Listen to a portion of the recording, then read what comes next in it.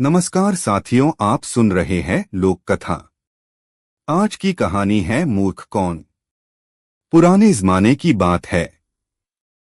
किसी गांव में एक सेठ रहता था।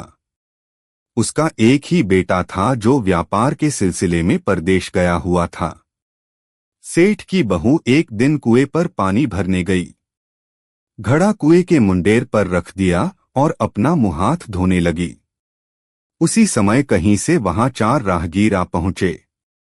उनमें से एक ने कहा, बहन, मैं बहुत प्यासा हूं, क्या तुम मुझे पानी पिला सकती हो? सेठ की बहू को पानी पिलाने में थोड़ी झिझक महसूस हुई, क्योंकि वह उस समय कम कपड़ों में थी।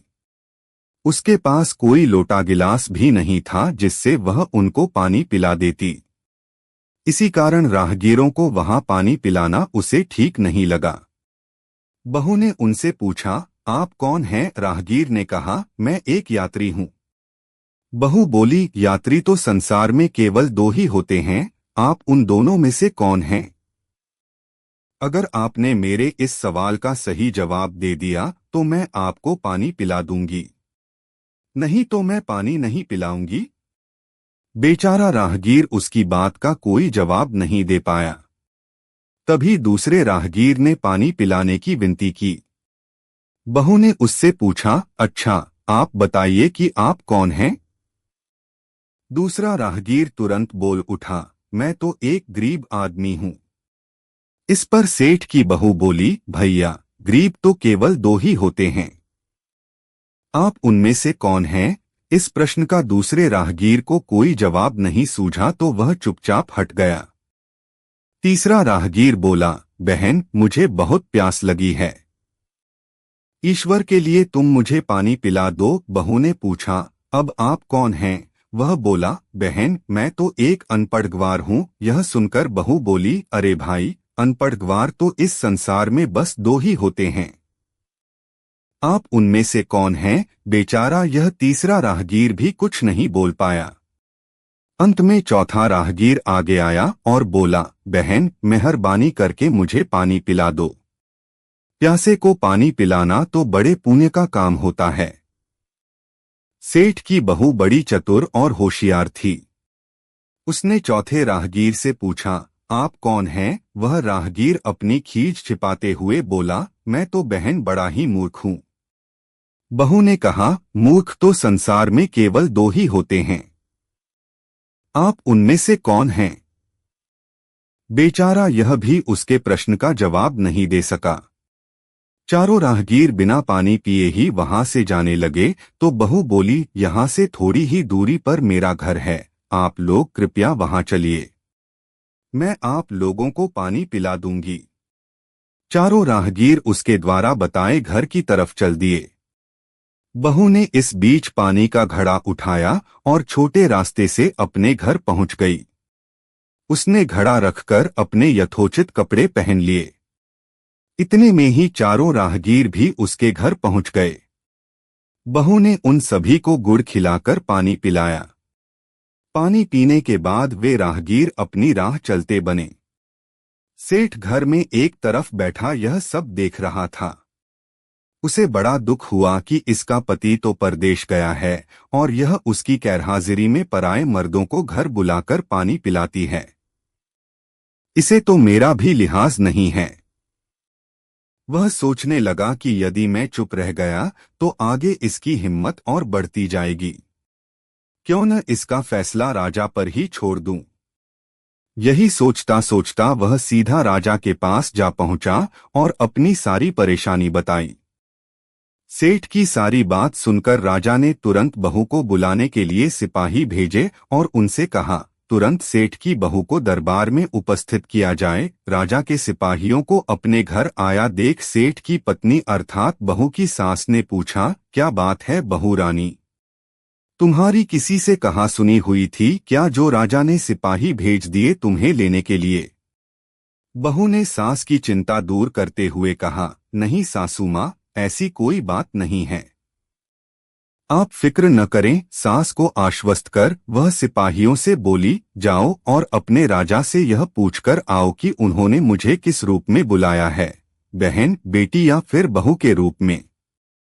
किस रूप में मैं उनकी दरबार में आऊं? बहू की बात सुन सिपाहियों ने वापस जाकर राजा को सारी बात बताई।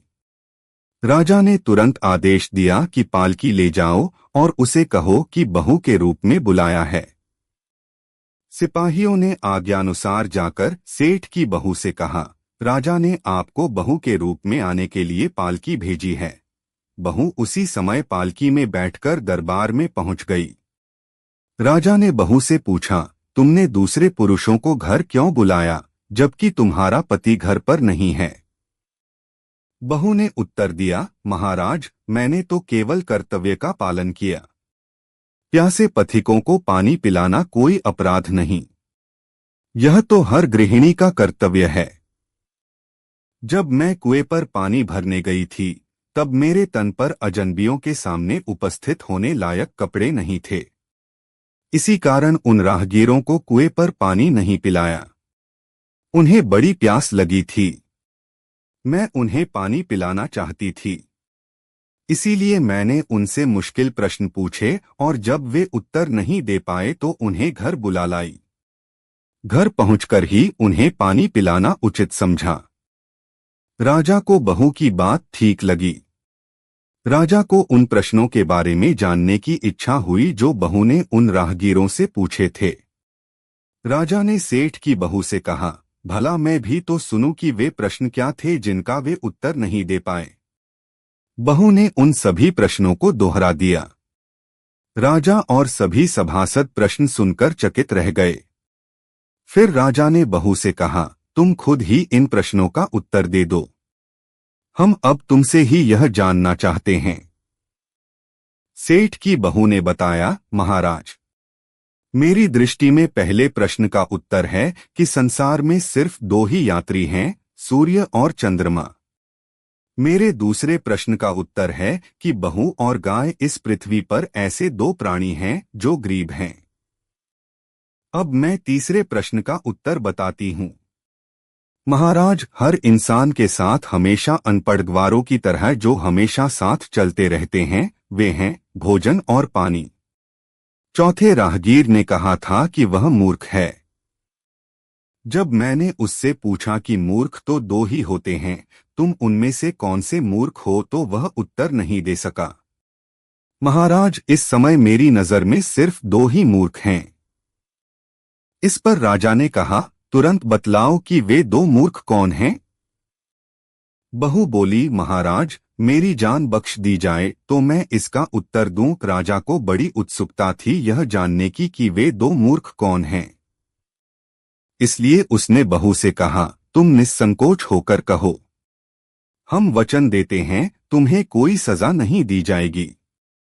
बहू बोली, महाराज, मेरे सामने इस वक्त दो ही मूर्ख हैं। अपने ससुर की तरफ हाथ जोड़कर कहने लगी, पहले मूर्ख तो मेरे ससुर जी हैं, जिन्होंने पूरी बात जाने बिना ही अपनी बहू की शिकायत राज दरबार में कर दी। अगर इन्हें कोई शक था तो यह पहले मुझसे पूछ लेते, मैं खुद ही इन्हें सारी बातें बता देती। इस तरह से घर परिवार की बेइज्जती तो न होती। ससुर को अपनी गलती का एहसास हुआ। उसने अपनी बहू से माफी मांगी। बहू चुप रही। राजा ने इसके बाद पूछा, और दूसरा मूर्ख कौन है? बहू ने छूटते ही कहा, दूसरा बहू की मान मर्यादा का जरा भी ख्याल नहीं रखा और सोचे समझे बिना ही बहू को भरे दरबार में बुलवा लिया। बहू की बात सुनकर राजा भीतर ही भीतर क्रोध से आग बबूला हो रहा था, पर अपने क्रोध को प्रकट नहीं किया। सारी बातें उसे जल्दी ही समझ में आ गईं। राजा ने बहू की समझदारी और चतुराई की हृदय से सराहना की। उसने उसे ढेर सारे उपहार देकर सम्मान सहित विदा किया। साभार बिहार की लोक कथाएं, संपादक रणविजय राव। बिहार कहानियां और लोक कथाएं। आपने कहानी सुनी, इसके लिए आपका बहुत बहुत धन्यवाद और आपने सब्सक्राइब किया, इसके लिए मैं बहुत बहुत आभारी हूँ।